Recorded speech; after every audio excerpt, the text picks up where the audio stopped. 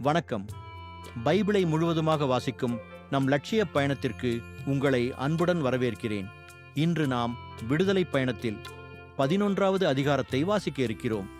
இதுவரை நாம் மொத்த நூல்களில் 5.4% நூல்களை வாசித்து முடித்துவிட்டோம். இன்னும் சில நூல்களை முடித்தால் நம் பயணம் வெற்றிகரமாகும். இன்றைய வாசிப்பின் மூலம் அந்த இலக்கை இன்னும் முன்னோக்கி நகர்த்துவோம். வாங்க தொடங்குவோம். தலைமகன் சாவு முன்னறிவிப்பு. மேலும் ஆண்டவர் மோசேயை நோக்கி, பார்வோன் மேலும் எகிப்தின் மேலும் இன்னும் ஒரு கொள்ளை நோய் வரச் செய்வேன். அவன் உங்களை முற்றிலும் போக விடுவதோடு இங்கிருந்து உங்களை துரத்தி விரட்டி விடுவான். எனவே மக்கள் கேட்கும்படி அறிவியுங்கள். ஒவ்வொருவனும் தனக்கு அடுத்திருப்பவனிடமிருந்தும் ஒவ்வொருத்தியும் தனக்கு அடுத்திருப்பவளிடமிருந்தும் வெள்ளி அணிகலன்களையும் தங்க அணிகலன்களையும் கேட்டு வாங்கிக் கொள்ளட்டும் என்றார். எகிப்தியருக்கு இம்மக்கள் மேல் நல்லெண்ணம் உண்டாகச் செய்தார் ஆண்டவர். மேலும் மோசே எகிப்து நாட்டில் பார்வோனின் அலுவலர் முன்பும் குடிமக்களின் முன்பும் மிகப்பெரியவராக திகழ்ந்தார்.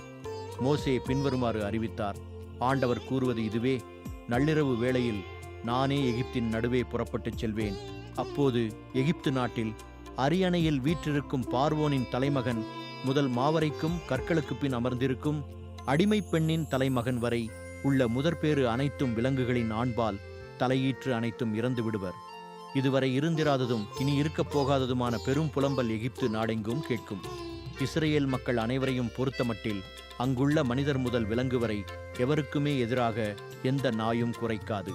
இதனால் ஆண்டவர் எகிப்தியரையும் இஸ்ரேலரையும் வேறுபடுத்தி செயலாற்றுகிறார் என நீங்கள் உணர்ந்து கொள்வீர்கள்.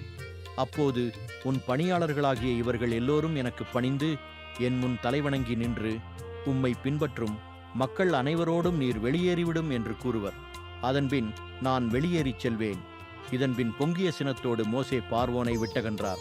அப்போது ஆண்டவர் மோசேயை நோக்கி, பார்வோன் உனக்கு செவி சாய்க்க மாட்டான். எகிப்து நாட்டில் என் அருஞ்செயல்கள் பெருகிட இது ஏதுவாகும் என்றுரைத்தார். மோசேயும் ஆரோனும் இவ்வருஞ்செயல்கள் அனைத்தையும் பார்வோன் முன் செய்தனர். ஆண்டவர் பார்வோனின் மனம் இறுகிவிடச் செய்ததால் அவன் இஸ்ரேல் மக்களை தன் நாட்டிலிருந்து போகவிடவில்லை.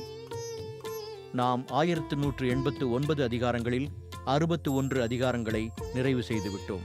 இன்னும் சில அதிகாரங்களை வாசித்தால் முழு பைபிளையும் முடித்து விடுவோம். நாளை அடுத்த அதிகாரத்தை பார்க்க சந்திப்போம். நாள்தோறும் இந்த பயணத்தில் நீங்களும் பங்கேற்றால் பைபிளை முழுமையாக வாசித்து முடிப்போம்.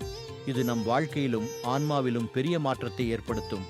இந்த பயணம் உங்களுக்கு நம்பிக்கையையும் சமாதானத்தையும் கொடுத்தால் இந்த வீடியோவை லைக் செய்யவும் சப்ஸ்கிரைப் செய்யவும் மறக்க வேண்டாம்.